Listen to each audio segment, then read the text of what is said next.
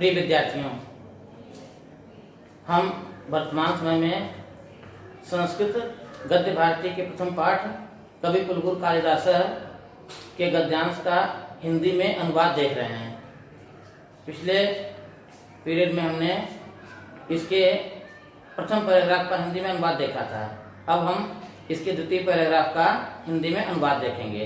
प्रिय छात्रों, जैसा हमने पिछले वीडियो में बताया था आपको कि अनुवाद करने से पहले हम सबसे पहले संकेत बना लेते हैं ताकि हमको पता चल जाए कि हमने किस पैराग्राफ का वीडियो देखा है, किस पैराग्राफ का हमने अनुवाद किया है। तो अब हम इस पर ध्यान रखते हैं।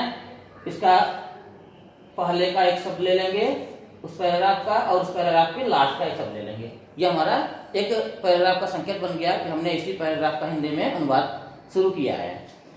हमारा पैराग्राफ है वाग देवता आवरण भूतस्य करते हुए लास्ट में है प्रस्तुवंती।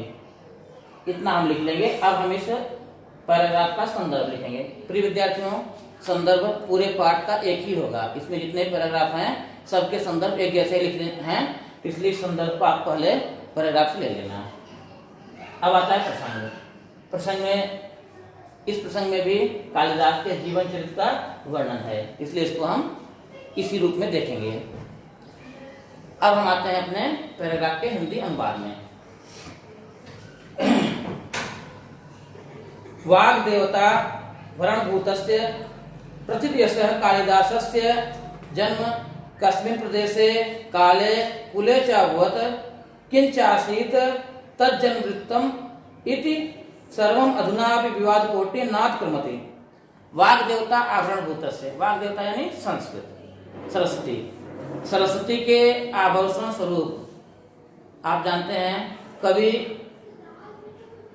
सरस्वती का रूप होता है, और कालिदास की प्रशंसा करते हुए लेखक ने यहाँ पर कहा है कि कालिदास सरस्वती के आभूषण स्वरूप हैं, यानी जो वाणी की देवी सरस्वती हैं उनके आभूषण स्वरूप। वाग देवता आवरणभूत से यानी वाणी के देवता सरस्वती के आभूषण स्वरूप।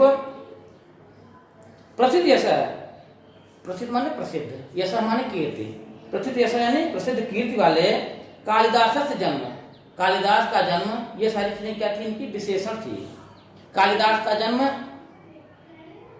कस्मिन प्रदेश है, किस प्रदेश में, काले, किताब में आपके काले लिखा हुआ है, यानी कस्मिन काले। कस्मिन को हम रिवाइज कर लेंगे, पहले लाइन से कस्मिन को भी उसमें हम जोड़ लेंगे तो हो जाएगा कस्मिन प्रदेश है, कस्मिन काले, कस्मिन कुले च अभवत्, यानी किस प्रदेश में, किस समय में तथा किस वंश में हुआ था।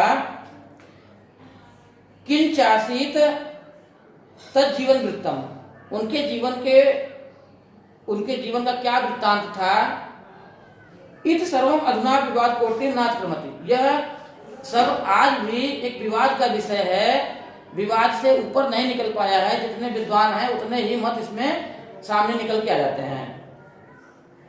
इतर कवि इव कालिदास आत्मज्ञापने स्वकृति प्रायः धृत मौनम एव अस्ति।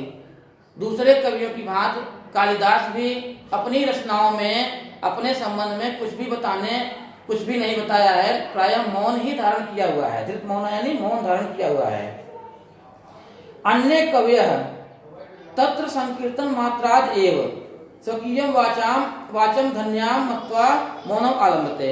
और जो दूसरे कवि हैं वे भी कालिदास का नाम उल्लेख करके अपने आप को धन्य मान लिए, परंतु उनके जीवन संबंधी वृत्तांत का कहीं भी वर्णन उन्होंने भी नहीं किया है।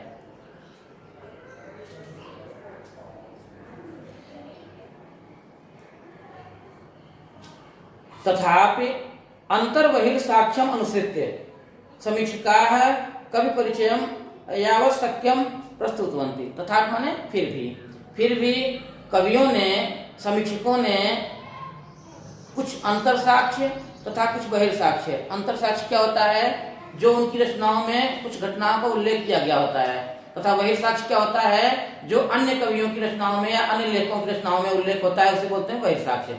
तो कुछ अंतर साक्ष्य तथा कुछ बहिर्साक्ष्यों के साक्ष्यों पर विचार करते हुए, साक्ष्यों को ध्यान में रखते हुए उनके जीवन वृत्तांत को देने का प्रयत्न किया है।